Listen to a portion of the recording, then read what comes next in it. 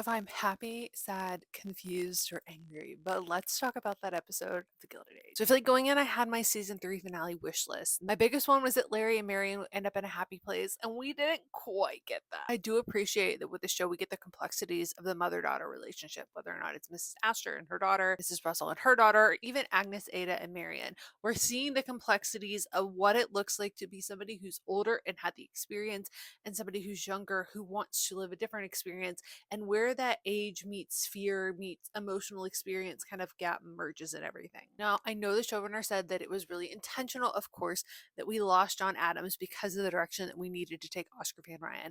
I am more curious than I thought I would be about the potential pairing of him and the former Miss Turner, just because I feel like they could make for some fun.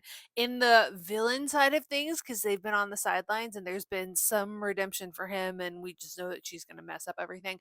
I am kind of curious to see what they can come up with together. Like, they just seem like they could stir up some fun. I love the moment when Bridget brings him the stew and she's getting permission to sit at the dinner table. It was just such a lovely little, like, that was my first teary eyed moment. I kind of thought throughout this episode it's maybe not going to hold up, or maybe we're going to tie up a lot of things.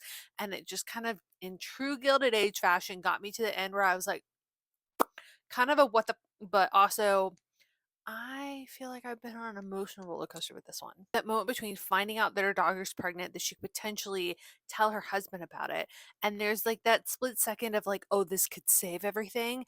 Catch just enough of her face before we see her again when she's looking out the window and she feels like she's lost everything. It's just such an interesting like peek into the mind of her. The good news is they just got renewed, but we won't be getting episodes quite that soon. I have to say, I love this season of The Gilded Age, and of course, I cried when Peggy got engaged.